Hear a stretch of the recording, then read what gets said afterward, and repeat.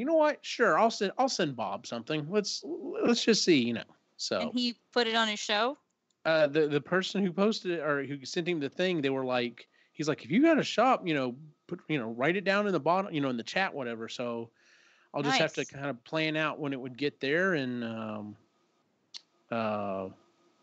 to make sure Christy's watching it live that morning so she could post about it. So of course I would make sure to put one of the business cards in there. So That's funny.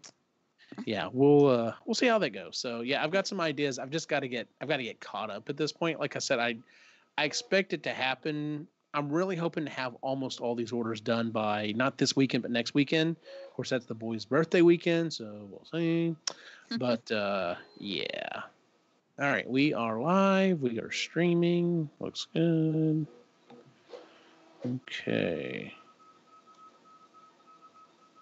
So anyway, yeah. So that's what I'm doing is kind of while if you hear snapping sounds, let me know so that I can be quieter about this. Like, shh. But yeah.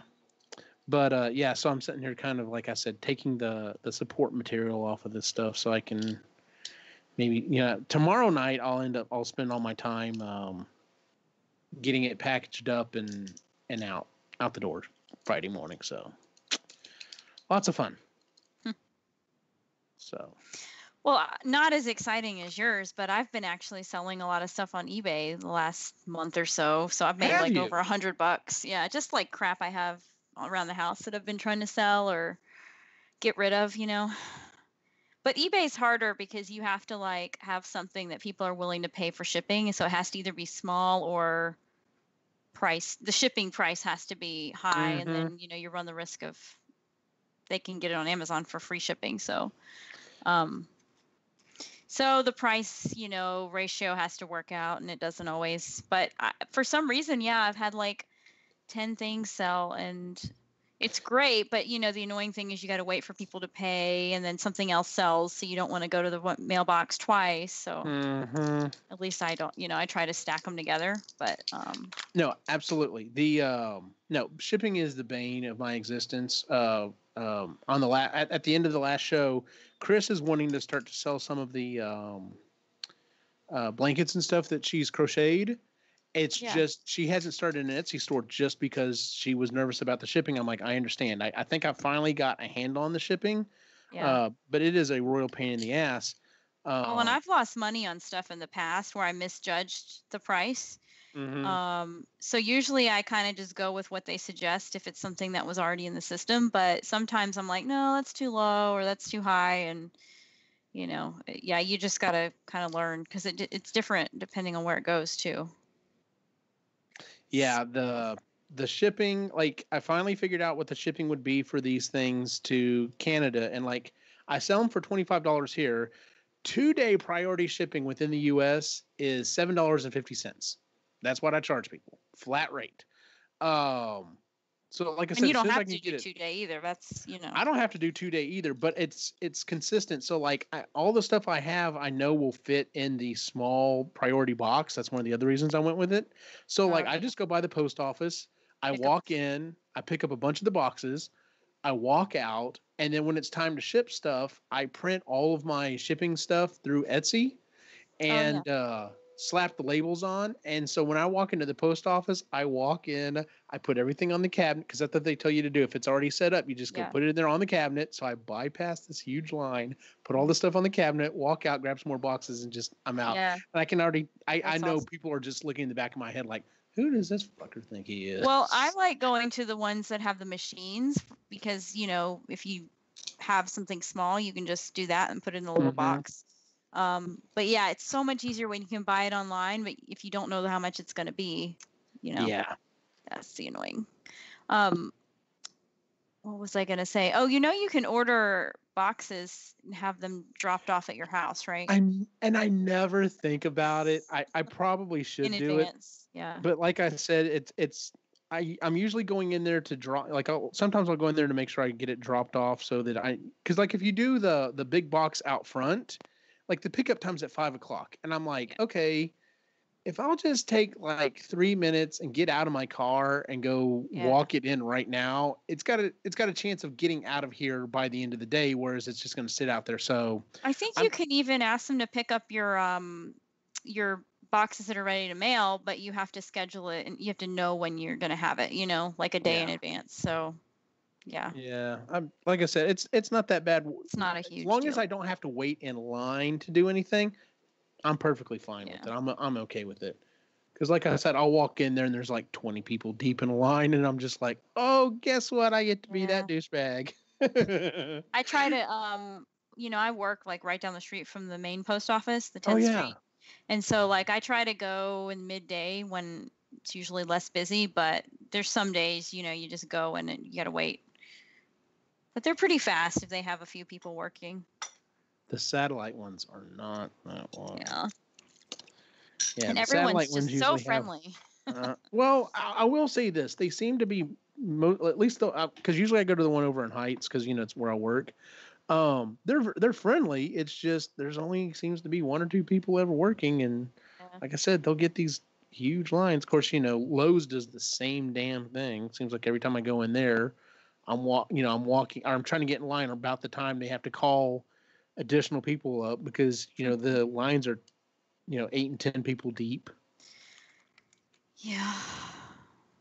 So. Well, it's the price you pay to have a side hustle, huh? Yeah. Like I said, I'm able to. I bought a second printer so I can keep up and hopefully even advance with it. Plus, it's going to let me. The main reason I wanted the one that I got, it's the same one like my brother has, is it's got a huge build plate on it. So like the build plate on mine is like 250 by 150 or something like that, and the one that I just bought is 300 by 300 by 400.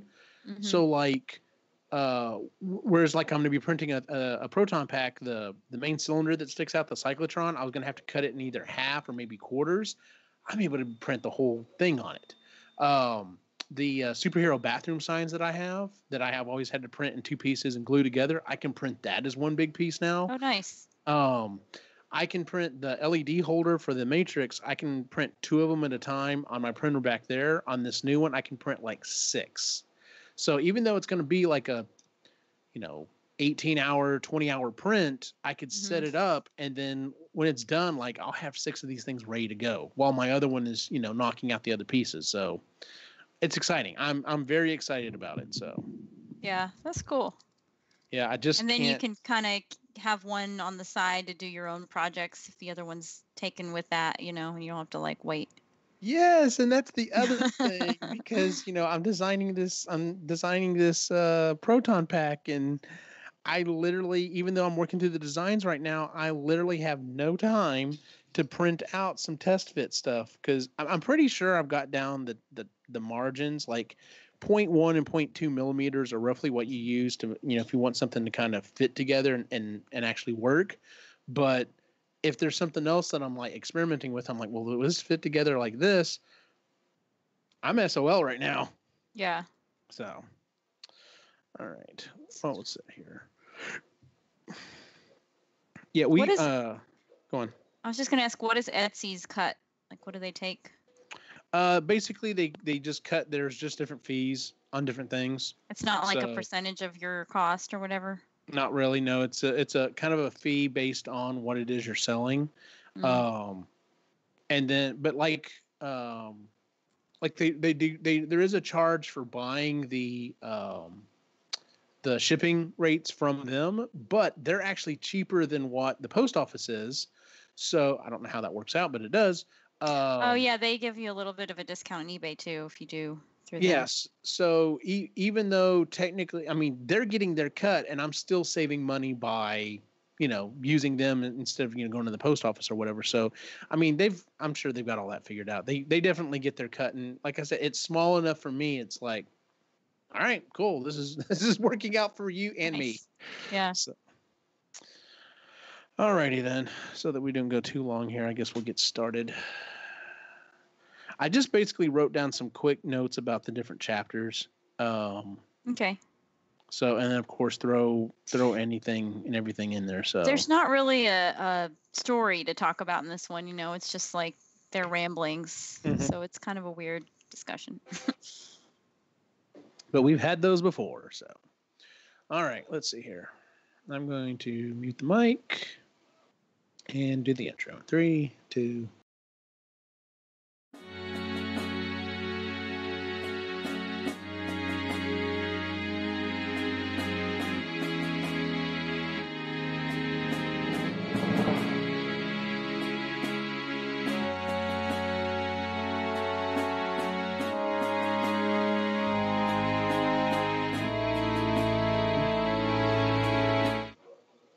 Greetings and welcome to the Marginally Geeky Show. I'm your host for the evening, Eugene Stevens. Yeah.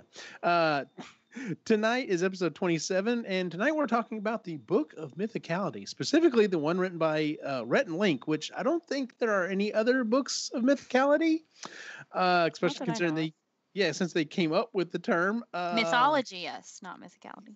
Yes. The other voice you're hearing is Jennifer Hetzel, and it's just us again, folks. So as she said before the show, it's just the Eugene and Jennifer show again. So the Canadians, yeah, you're absolutely. The Canadians swear they will be back next month. So we'll see about that. So they said sorry. Yeah. Oh, I can't wait for them to hear that. Well, how have you been since the last time we talked on this show? Good-ish. I think I'm getting a lot done around my house, and yeah, that's exciting. It's been a lot of adulting this last month, so I'm ready to be done. Though, you know that feeling when you're eternally working on projects around the house, and you're just like, okay, can we get done through with this so I can move on with my life? Yes. I had a review done on a YouTube channel for the Autobot matrices that I sell on our Etsy store and got a lot of orders. So I'm currently working through that in the evenings, but on the weekends, my wife and I have been systematically tearing up the carpet in the house. We're going to eventually put down the vinyl planking, whatever it's called. And so that will be coming up here in a couple weeks. But in the meantime, we've been taking up carpet, and it's not too bad, especially after the weekend I spent taking up tile, which is an absolute nightmare. So yeah, I'll do carpet all day long, but it's still, you still get done. It's the end of the evening and you're just exhausted. You're just like, where did the day go? And so, yeah, I'm already ready to be past this point in my life, at least this one moment. So, but while I was doing that, though, I was listening to this month's book, and like I said, this month's book it's a short one. We actually picked it because we thought it would be helpful to our co-host to be able to catch up, but unfortunately, that didn't pan out. But yeah, tonight's book is the Book of Mythicality, written by Rhett McLaughlin and Link Neal. Just real quick, what was your overall thought of the book? Oh, I thought it was hilarious. So I haven't watched a ton of their videos, but I've watched a few, and I learned about them through my aunt, who's actually from North Carolina, and turned me on to them. And yeah, I just think they're hilarious. Their humor's right up my alley, and I liked their banter and the way that they just. We listened to it, so you and I think both listened to it. So hearing them say these things in their voice with the inflection that they give, I think was even better than like physically reading it. Oh yeah, I think that this is, whereas we've talked about some books may actually be hindered by listening to it, especially if it's a book that jumps around a lot. It's got a lot of characters in it. Listening to a book like this where the author reads it definitely helps. I'm like you. I loved it. I thought it's hilarious. I mean, these guys are hilarious. I don't subscribe to Good Mythical Morning. I don't. About the main things I watch, there are a couple of videos that they've done that I watch over and over again. The epic rap battle of manliness and the epic rap battle of geek versus nerd. Geeks versus nerds. Those are fantastic. Yeah. But and then I will occasionally, something will pop up on one of my feeds, and it's like, well, check out what Rhett Link did now, and it's usually one of their will it videos, will it burrito, or will it whatever, and yeah, they're hilarious. And then occasionally they do show up on Fallon every so often, and he sits down and does the will it challenge with them, which is always funny. I haven't seen those. Yeah, go Jimmy check one of found them out. usually game to do anything like that. So Yeah, and it's funny because they'll sit there and they talk about this in the book that Link is definitely more likely to not be able to get down something that Rhett can. But there've been times that like Link's sitting there still chewing on whatever it is, and Fallon and Rhett have both just barfed whatever it was in their buckets. So, well, that being said, let's go and get into it. The first thing that really hit me in this book was you can tell these guys are good friends. Not only, I mean, I never thought it was a situation where someone was like, hey, there's this YouTuber and there's this YouTuber, and I think they'd make a good pair. And, it was kind of a business arrangement. They literally, like, they met in elementary school and have been friends ever since. And that right there, to me, qualifies the name of the book, Mythicality, because that is to be able to find a best friend like early elementary school too. Like I think first, second grade, I think is what they said. Well, and the way they described how they became best friends was how they were looking for a best friend. Yes. I was in the market for a best friend. And I tried with Jimmy whatever, and he was not best friend material because. And then when I met Rhett, I just knew. I was like genius. He was what was it? I thought I had a best friend, but then he went to the bathroom and didn't flush, and he had orange poop. And I was like, no, I can't be friends with this guy. And I'm just like, yeah, that's something that an elementary kid would do. So, but yeah, it's hilarious the way that they met, and like I said, the fact that they've been friends all of their lives, and they're not only that, and they're able to do what they do together. They're still not tired of each other. Oh yeah, that's hilarious. But yeah, so the first part of the book talks about how they met and how they became best friends and everything, and some of the stories about like wanting to sleep over other people's. Oh, that's what it was. Rhett was like, I wasn't looking for a best friend. I just like snooping in on people's houses and see what's in their fridge and everything. Creepy. And he's like, yeah, I met Link and he's like, he's like, hey, do you want to sleep over? And he's like, excellent. I'll get to already see what's in this kid's refrigerator. But yeah, and I kind of have this picture in my head almost of like in Step Brothers where they're like, what's your favorite dinosaur? And they both name the same Velociraptor. one. It's like I can see these two kids doing this and just being like, are we best friends? I think so. Friends, yeah. Yeah. So yeah, that was the start of the book. And then the next thing they literally start talking about is the thing that bonded them in their entire life, their love of Merle Haggard. Which I don't know. Maybe it's not.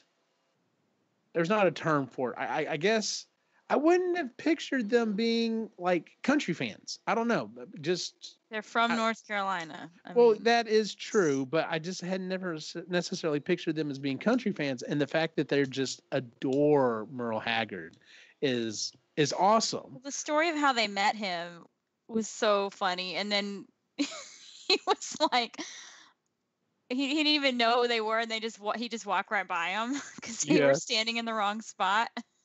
And what was it? The son or manager caught him or whatever, and then they end up getting to meet him again for like a proper meeting or whatever. Yeah. So, but yeah, they tell that story about how they went to go see him in concert, like followed him for a while. They followed his tour bus. They're like, he's gonna have to get off and go to the bathroom sometime, not knowing that tour buses usually have a bathroom on.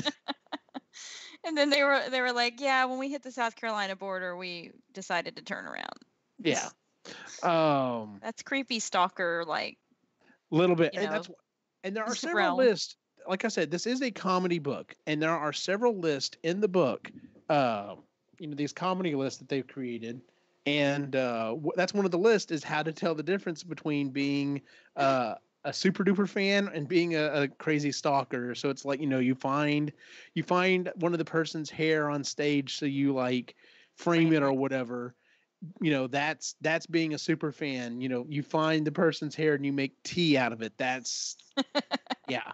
Yeah. So just funny stuff. Let me see here. So like I said, they talk about their love of Merle Haggard. And then they start talking about hair and their hair decisions. What was it? Hair of Defeat? Is that what they called it? God. I don't remember. I was laughing so hard during the section. Yeah, so they talk about how, when you're a kid, like, you don't have a lot of choice as to, what's happening with your hair. And they both grew up in this little bitty town. And Rhett's like, I had the same haircut that pretty much everyone else, every other boy had, because we all went to the same barber. And Link's like, I was part of the 1% because I went to my mom's beautician. And they both figured out pretty quickly it didn't matter what you told the barber or the beautician, they were going to give you the exact same thing every time. So, and which one is it that is like really into his hair now? Like super vain about it? It's Rhett, the tall one. Yeah. Yeah. It's his description of his hair, not fantasies, but just standards. Yes. Are pretty high. Well, the fact that he's like, I'm already, what do you say he is? He's like 6'7", and his hair's like another 2 inches or whatever. Freakishly and he's tall, yeah. Yeah, freakishly tall. Or unnecessarily tall is what he refers to himself. Yeah. Yeah, that's that I love that. That's freaking hilarious. The next section they talk about getting lost, and they talk about getting lost as a kid. And that's definitely something that you don't really I guess there are kids who could still do that nowadays, but like, so my boys are about to turn 7 here in about a week and a half, and like my wife and I are not okay with them playing outside in the front yard, and unless we're out there with them. I remember when I was 7, like, I was told you can go down to the end of the block, on your bike or whatever. Don't go any further than that. But like, my mom and dad just left me out all day. Me and my brother and my friends. But they weren't worried about it either. So. Well, yeah, I think some of it's, stranger dangers become more prevalent, and there's a lot more scary things in the world. But kids, I think, are missing out on that, like, sense of adventure and having to like figure things out on their own, because the world isn't safe enough, I guess, to let them wander around on their own either. Yeah, in a lot of places. So and that was one of the big things they like to do as kids. They would meet up. That's funny. They said they would meet up at the cemetery because they figured it was halfway in between, and they're like, we went back and actually Google mapped it and figured it was closer to one of their houses. But their story, there's stories about the time capsule. Oh my God, yes. Made this time capsule, put some stuff in like a toilet paper roll or something, and buried it like 3 inches in the ground in a farm field. Yeah, in a tobacco field. And then they dug it out the next day because they just couldn't wait. Like, they did shit like that their whole childhood. And I have to say, like, the whole book was just amazed at their ability to recall things from their childhood so vividly, because I have very, very like short memories or few memories of my childhood. Really? And what I do remember are very vague. So like, when people can recall things like that so specifically, it just amazes me, because I can't do that very much. Yeah, I don't know what it is, but I've just never been able to recall, like, the day-to-day stuff in my childhood. Or you know what, now that you say, I remember, there's definitely some standout events that I remember, as a kid. But like in general, I don't know, maybe, I don't know, but I remember, playing outside and, more of the general stuff. Like, I just remember, there was a whole summer where we got up at 7, like clockwork. We'd go eat breakfast real quick, which was usually just a bowl of cereal. And then like right at 8 o'clock, we'd call my friend Lewis and be like, hey, you coming over? He's like, yeah. So he'd ride his bike over, and then we would literally play until dinner time. And sometimes not even dinner time. Sometimes it was even past, and it was the whole rule of, when the street light would come on, that's when you had to go home. And then we would play all day, and then like come in, barely eat any dinner. My mom would bathe us, and we'd be out as like a light. But yeah, that just, playing as kids. But yeah, they talk about getting lost and stuff. But yeah, the time capsule was hilarious. And the fact that you can tell these guys are extreme. I mean, you can tell from their show, but you can tell these guys are extremely inventive and creative because they tell the whole story about the Lionel Richie couch when they were in college. So they Yeah. buy this couch and they end up unfolding one of Lionel Richie's first albums behind it, where I don't remember which one it is, where he's in the like white leisure suit and he's laying and he's got his arm propped up or whatever. And they got the idea that they should recreate it, and then decided that everyone who comes to visit their room in college has to, reproduce that pose. And then like even people who they didn't even know were just showing up going, "Can I do the Lionel thing?" Yeah. But you know what? That is like, they were visionary because that's precursor to social media days. Yes. They were using like either real or disposable cameras for that shit. And nowadays, that's what you would see on Instagram is like hashtag Lionel Richie couch or something. Yep. So that's genius. I give them mad props for that. I do too. Also, I kind of want to see that couch. I know, right? I wonder if I know they said the physical book has some pictures in it, so I may have to try to get a hold of the physical book just so I can see the pictures, or see if there's somewhere I can see them online. Because some of these pictures I'd like to see. Let's see. There's the time capsule. Oh, embracing immaturity, nutball, where you basically sit there with your legs apart and you're throwing a ball at each other's nuts, and you can't block it.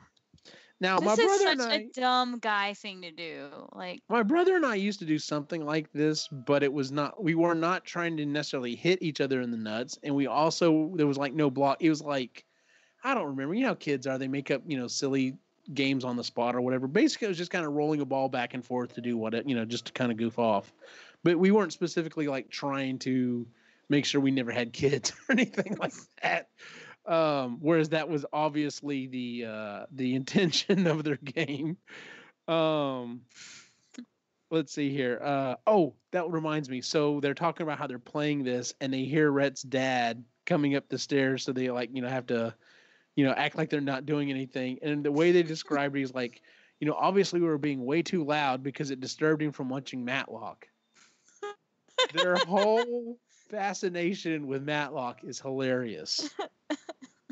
Their idea for rebooting it and everything else. Let's see here. Oh, and then they start talking about eating something gross. I can watch them do this, but like, remember those shows like Fear Factor and stuff like that? Mm-hmm. When they started doing some of those weird things with like, oh, you're gonna try to eat this or you're gonna do this, I was like, no, I'm done. Normally I can't watch that, but in this certain situations I can. I think it's hilarious. So, yeah. Couldn't do it. No, otherwise not. Okay, and then they start. Okay, so at this point they talked about mythicality, and actually they start off the book talking with their definition of mythicality, and it's something or another like it fosters creativity, exploration, and the will to bring like good vibes into the universe. And I'm like, that sounds awesome. That's a good definition. And they start talking about the aspects of being mythical. And that was the first thing was to do, was to like embrace immaturity. Then like eat something gross. And then the next thing on it was to unleash a signature dance move. I am not a dancer. I never have been. So I don't know if that was going to happen for me. So, are you a dancer or not? Yeah, I like to like two-step and line dance, and I can I can just dance, freestyle dance or whatever, but I'm not going to get out there and like booty grind somebody. Right. It's not fun to me. And if I don't know you, get out of my space, Gotcha. But yeah, I do like to dance, but I'm not good at like just making things up on the spot. I just kind of do this thing, keep it at this like shoulder leveling up and right salsa kind of, but definitely not the one you want on the dance floor, like with inside the circle. Oh yeah, the circle. I forgot about that. Yeah. What was on here? Get your hands dirty. And they start talking about some of the jobs that they've had, some of the horrible jobs that they've had, which is hilarious. Okay, the whole thing about the Link was working on a tobacco farm and got sick from handling the tobacco and stuff, and I could totally see that. He got like it went in through his skin just from touching too much of it or breathing it in or something, which is insane. My favorite though was when was it Rhett who helped to build houses one summer, and he built a 6-inch closet. And the fact that he mentions that very shallow closets. Yeah, he's like, I feel bad for the poor guy that has to hang on his shirts in like sideways. Yeah. He's like, but if you ever need a house built and you don't mind really, really small closets, then we're your man guys. to call. Yeah. Because, yeah, I was just dying. Yeah, that was hilarious. I mean, kind of, like, I didn't really have, I guess the closest to like a manual labor type job I've ever had was being a football manager, which I didn't really get paid for that. But I mean, working at the movie theater, it's not like I had to carry anything heavy, but it was physical, constantly, sweeping and doing stuff like that or whatever. I did like, this was one of the sections of the book where they brought in other people to actually narrate. And yes, so they had like people that worked on the show, talk about, one summer I worked a job doing blah, blah, blah. And that was pretty funny. But then there's other, oh yeah, like collecting. The girl who said she was buying teeth. Yeah. Yeah, she's like, I didn't last much longer than a day in that, or 2 days. That's fucking shady. But like, there's a few parts of the show where they bring in other people, like their wives or their teacher that they loved or whatever. That, I thought that was a neat touch that they were able to get them to actually contribute and hear it in their voice. So speaking to the other people, the two things that you brought up that I thought were really interesting. They talk about how they met their wives, and I love the fact, I think it was Rhett that talks about how he met his wife and he's like, my God, she's absolutely perfect, and he goes to ask her out or whatever and finds out she's still in high school, still senior in high school. He's at college at this point, and he's just like, abort. And then she gets on and she's like, when I met Rhett, I don't remember which one it was, but he said he didn't want to date or something. So we didn't date for about 6 months. Mm-hmm.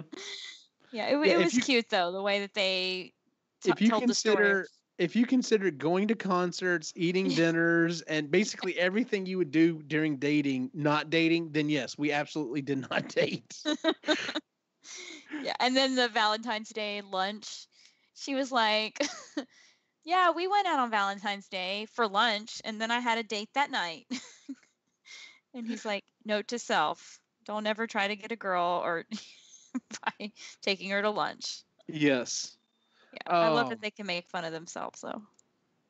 I also think it's funny, now maybe, once again, maybe just a perception thing, but I also think it's funny that of the two guys, I would have thought Rhett would have been the more of the outgoing player, but it obviously sounds like it's Link, because when he met his wife, she was doing the rollerblading thing. Like they were at a skate rink. Oh yeah. And remember, it was like, yeah, he was checking in on me and like 2 other girls at the same night. And I'm just like, really? Wow. Okay. Yeah. And he tripped her and she was like, yeah, when you're in 3rd grade, that's funny. But when you're, in college 20 years old, that was his move. Yeah.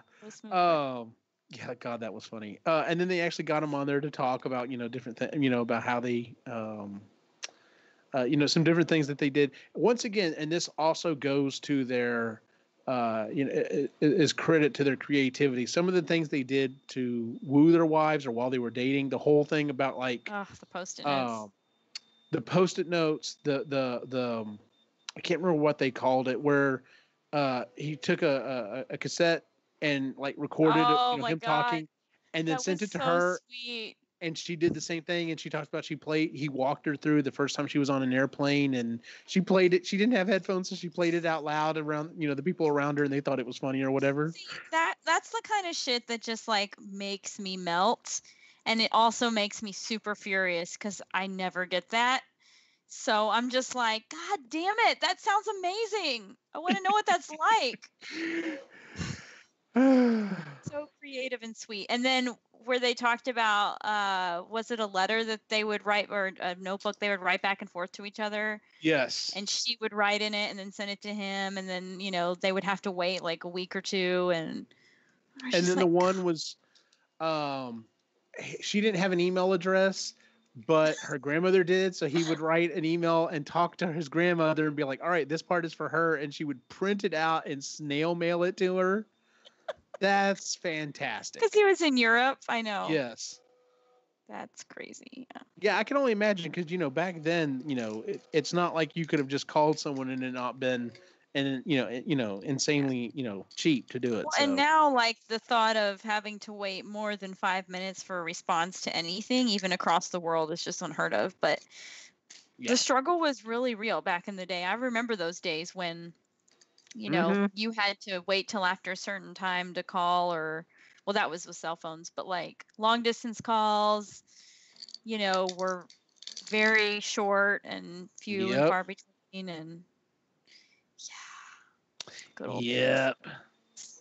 I guess they were the good old days. So, oh, hey, we've got some people in the chat room. I have to check and see what's going on here. So, but yeah, so let's see here. So they talk about the romantic stuff. Someone else that they had on for just a little bit to talk about. One of the other things they talked about was the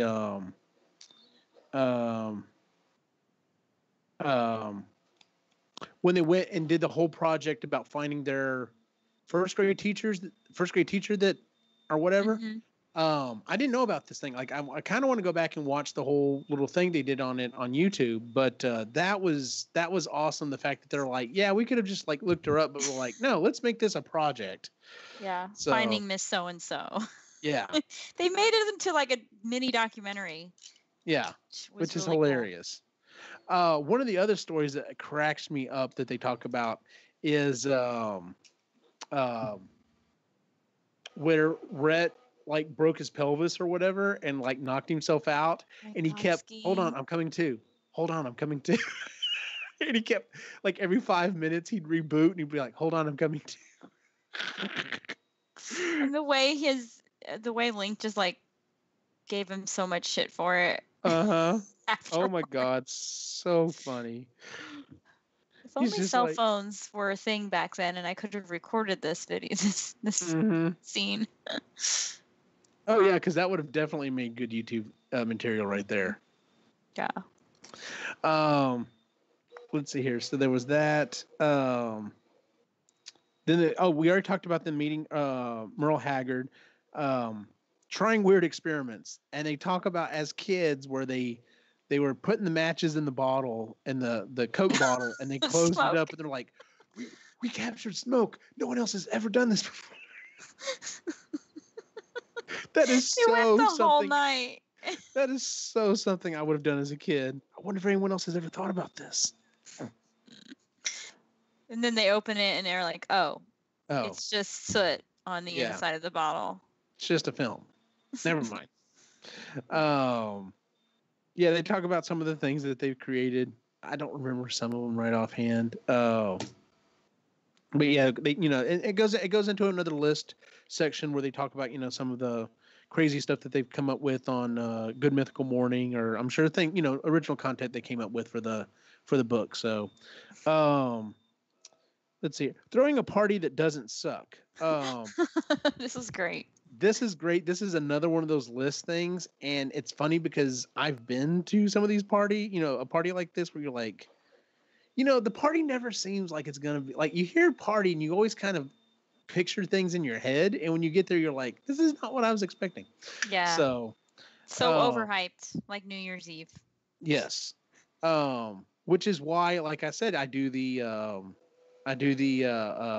now the Geeks Weekend, formerly, Guys Weekend. But to me, that's a great party. That's what I'm looking for. Hey, we're going to show up and eat and drink and play board games. Sounds like a party to me. Yeah. Of course, I'm a big old geek, so, whatever.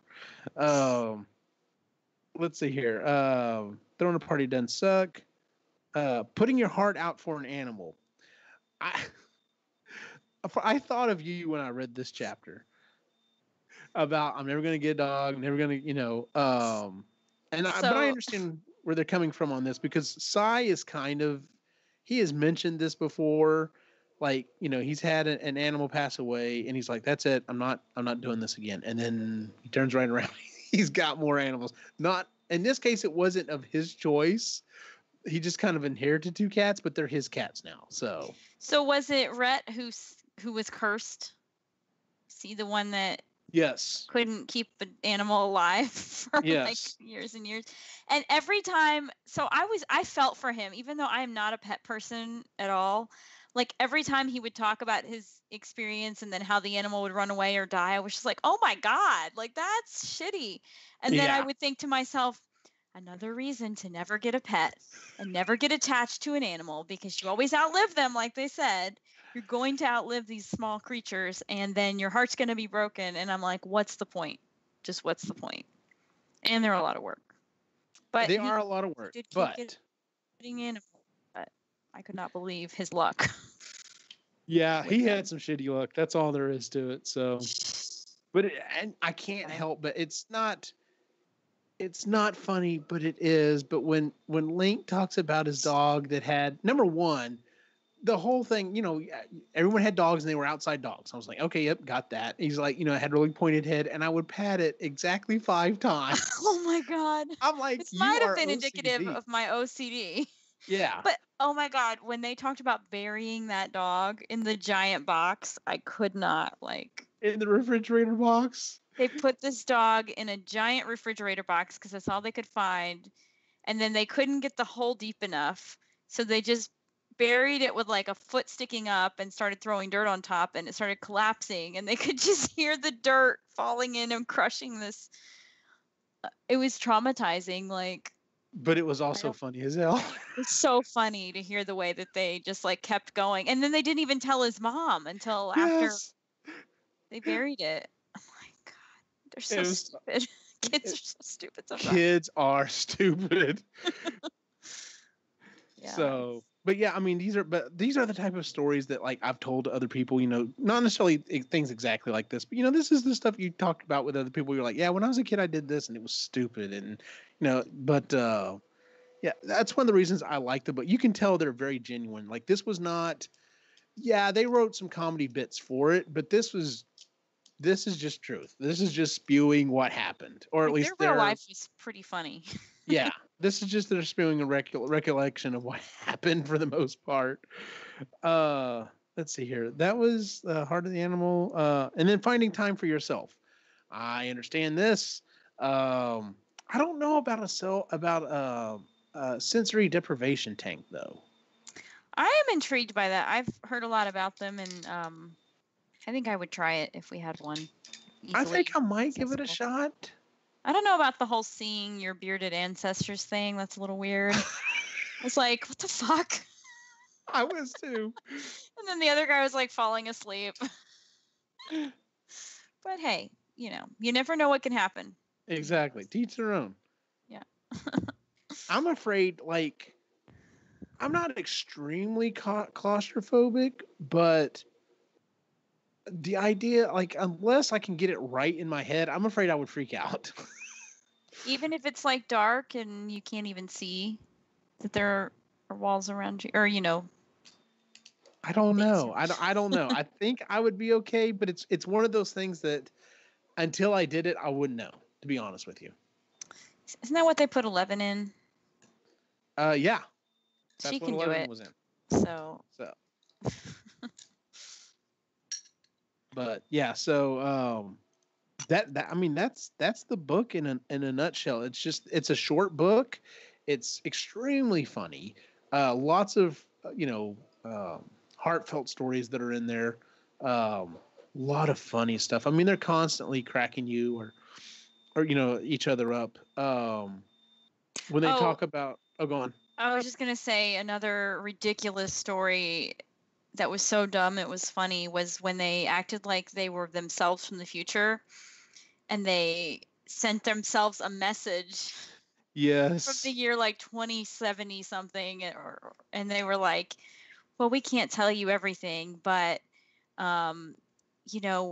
we broke up as best friends for a while because there's this new feature where you can match with the perfect person. You matched with like some random guy, and then the other guy matched with that horseman, and Yeah. It was like a centaur or something. yeah, Yeah. it was just the dumbest story. But that was one of those bits you were talking about where they wrote it. But it's like, how do you think of this shit? Oh, the other part of the book. Now that you said that, the other part of the book that I specifically thought of you when I was reading it was the comparison for the 3 different levels of camping. Which one? Where was that? Staying at home. The end? Staying at home, glamping, Oh, and being in the African Sahara. Like the worst things that can happen to you, the second worst. Yeah. Yeah. It's like, staying at home, wake up at 9, scratch your butt, go back to sleep. If you're glamping, you're just like, oh, I took a nap. I didn't mean to do that. Well, I'm going to go to the main lodge and have breakfast or whatever. And then it's like, you're starving and you're trying to figure out what, you've got 2 hours to build a shelter before the sun kills you. Well, and this is like the part where they're talking about making time for yourself and, ways that you can do that. And then they give you like the extremes of being a complete lazy bum and then, having to like kill your own dinner and hide in a bush. And So I know you go camping from time to time, or is it mainly just the hiking? No, I camp too sometimes. I haven't in a while, but weather's been kind of crappy. Yeah, a little bit. I've never been a camping person. Like, once it gets a little warmer, I've got a tent. I probably should go set it up in the backyard, and we probably should go camping with the boys. In the backyard? I mean, at 7 years old, they would find that fun. So, we could cook marshmallows on the little fire pit that we got outside, and see, that's the type of stuff that I think they would have fun. And I honestly, I would have fun doing it too. But the thing about camping is you have to bring so much shit to just sleep and eat, and like unless you're backpacking, you it's a lot of work to like haul it all out there, set it up, and then bring it back for just a couple days. So it is fun, but you've really got to like, I guess, either have the gear or be willing to really rough it without it. And sometimes that's just not possible. It's expensive too. Oh yeah. To get that lightweight gear so you can backpack and not have to like haul a bunch of stuff around, like that shit's expensive. So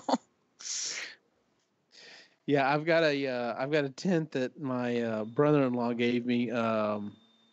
Him and his fiance like to go camping from time to time. They're like, well, we got a better tent. We were wondering if y'all wanted to use it for the boys. We're like, sure. So I have not done that yet. It's one of those to-do things I need to get done as a daddy. So, but yeah, we have a group camping trip coming up with the Planeteers. You could bring them.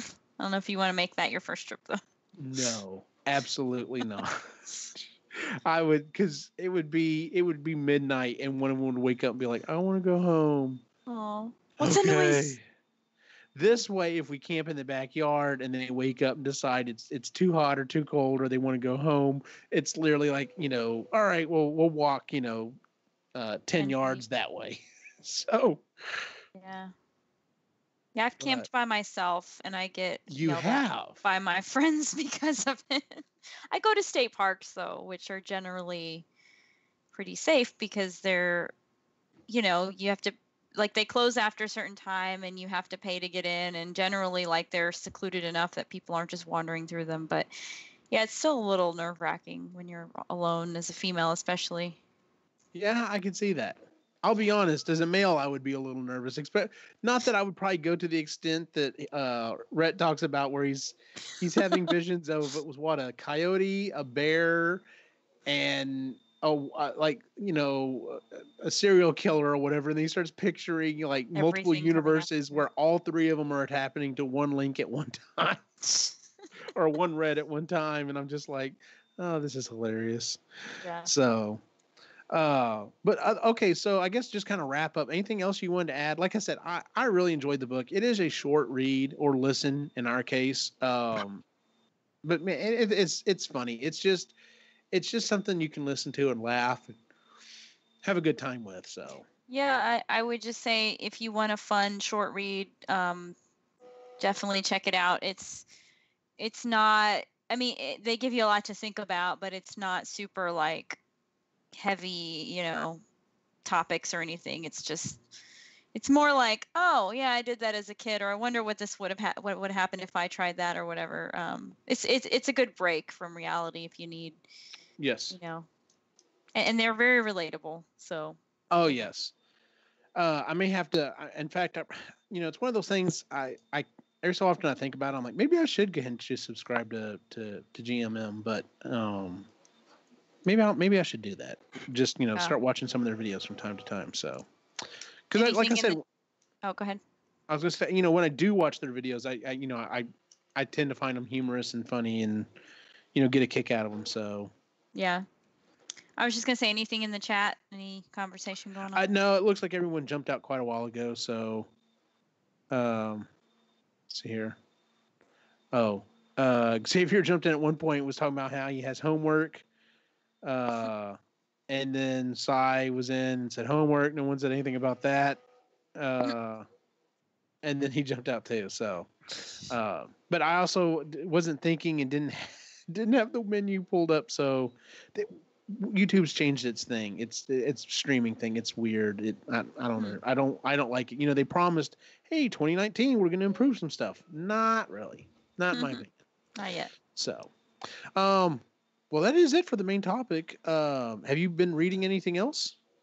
I read Call Me by Your Name, and I read it in like one night. So I just blew through that book. How long was that book? It was like 250 pages or something. Okay. I just really wanted to like get some closure that I did not get from the movie, and I also did not get it from the book. So. Oh no, that's not good. It was just, it's one of those stories where you're like, that's not the ending, is it? I'm going to read the book and see if that's really the ending. And it was kind of. Yeah. So yeah, I read that, and then I have started reading Michelle Obama's Becoming, or listening to it, because I am going to see her at the end of the month. Really? Yeah, so I'm super excited, and I want to actually have read her book before I go, because that's kind of what her tour is for, is to based on the book. Sense. So, and I've heard great things about the book. So that's what I did with. That's actually how I got started on Audible. I think we've told this story. Is I was going to get the chance to go meet Steve Wozniak, and I wanted to read his book beforehand, and I knew I wasn't going to have time to read it, so I listened to it on Audible, and that's why I ended up liking Audible and ended up staying as a member. But yeah, no, I completely understand that wanting to do the book before you go see the person. So yeah, plus it's Michelle Obama, so I mean, yeah. I have been very prolific in that. I was trying to finish this series, and I know I've talked about it on the other show, but I was trying to finish this series, and I don't think it's ever going to get finished, and I was fed up with it, so I was trying to see if I could return the books to Audible, and sure enough, I was able to return 4 of them. I had another credit sitting around, so I've actually gotten my next 2 credits, and I am almost done with book 6 of the Harry Potter series. I have done all the first 6 books. How many are there? There are 7 books. Okay, and then there's the movies. The prequel movies are not books, though. The books, right? the Fantastic movies, Beasts. Those are not books that I'm aware of. So they may have done a book version after the fact, but no, they were supposed to be movies first and then kind of go on from there. So, but I'm enjoying it. Like I'm getting a lot more story, and I'm able to keep up with a lot more stuff in the book than I was in watching the movies. I enjoyed the movies, but like I thought they were like, okay, well, yeah, this is all right. I see why people like this, but now that I'm reading them, I'm like, it's sinking in. I'm like, okay, now I understand why y'all are so into this, because it is a really good world that they've got fleshed out there. So, well, see, and I don't want to get into it until I can read it, because I like books better than movies generally. So I don't want to be mad, like seeing it. I want to see it the way it was supposed to be first, and then watch the movies and then get mad. But I remember it's funny. I remember the earlier movies more than I do the later movies. So when I was reading the the books, I would already have like some ideas in my head that I vaguely remember from the movies. Mm-hmm. But the further I've gotten into it, the less I remember about the movies, and they may have actually they could have also greatly differed. I understand it did change some things, um, but I'm really enjoying them. So I can't wait to finish the seventh one, and I'll probably borrow the movies from my mom or my brother or somebody, and go back and watch them just so I can kind of compare and contrast. And who knows, we may end up, who knows, we may try to review them for the show. Because and I Yeah. thought about this, I was like, I know everybody would be like, well, everybody's already reviewed Harry Potter, and yeah, but we haven't. Number one, it would be our take on it. But also, anyone who hasn't read it, it might get them interested in reading it. And anyone who's already read it, I'm sure would probably not mind rereading it to go along with us. So Yeah. It just take half a year it would take of half our of the year. shows if we do one a month. So we would If they're probably have. quick reads, we could do 2 a month maybe, but That's true, but we could, if not, or we could do like we could say, hey, we're going to read these and do every other month or something like that. So, but we can talk about it as a group and figure it out because we still haven't finished the second two Bobaverse books, and we've got to go back and catch those up. I reread that series again, and God, I love that series. I didn't It's read so good. the next two. I only read the first one. Oh, the it's such a okay. Anyway, I don't want to get into it. Well, that is our show, ladies and gentlemen. If you would please give us a 5-star rating on iTunes, Google, and Stitcher, where you can find it. You can find it pretty much anywhere you can find podcast. We do record the show live on YouTube. Usually, it's the first Wednesday of the month. What's our next book? Our next book is going to be Mating in Captivity by Esther Perel. Decided to do a serious book, decided to do a book about relationships since it will be February. It is an interesting read because it goes about it from I don't know if I want to say scientific, but it's definitely a research-based book about relationships and modern relationships specifically. I read it multiple times. I've enjoyed it. So yeah, I put it out there, and that's going to be our next book, and then after that, we'll figure out what's going on from there. So, well, I told Chris last night I'm too bitter to read this book right now, so I'm going to sit this one out. I mentioned this in the chat too, but yes, I kind of need a brain break, anyways. So, and that's cool. That's fine. So I guess next month it'll be me and the Canadians, and maybe Mandy. So, but we'll see how it goes. As always, you can find us at epicallygeeky.com. You can find us at Epically Geeky on Facebook, Instagram, and Twitter. We're getting close to EGX, Epically Geeky Expo, which is going to be here at CTC, Central Texas College, on May 17th to the 19th. So if you're in the area and you'd like to meet us, by all means, come out. We'd love to talk to someone. But even then, it's an awesome convention. So like I said, if you're in the area, definitely come check it out. So it's even if you don't want to meet us, even if you don't want to meet us, duck your even head if you when just you want to walk be like, oh, so that, yeah, those are those douchebags. Of course, I don't know why you're subscribed to this show then. Joke's on you. Joke's on you. Where can we find you online, Jennifer? I am on Facebook, Instagram, and Twitter at Het's Gonna Be Me. And I'm also on the Epically Geeky show, Marginally Geeky, and most recently, Sustainably Geeky, the podcast for the everyday environmentalist. Y'all just recorded an episode last night, right? We did. It hasn't been posted yet, but we will be posting it soon, and that's about food production and waste. So, all righty then. And I'll go ahead and throw a plug in there. So if you also check out our Etsy store, you can find a link on epicallygeeky.com. Otherwise, it's like etsy.com/shop/epicallygeeky. I don't remember how they do all their tags are kind of interesting. But if you look up Epically Geeky, you'll find us. So, and then as always, you can follow my individual wacky adventure online at Optimus Gene on Facebook, Instagram, and Twitter. For everyone on the site, have a good night. Bye.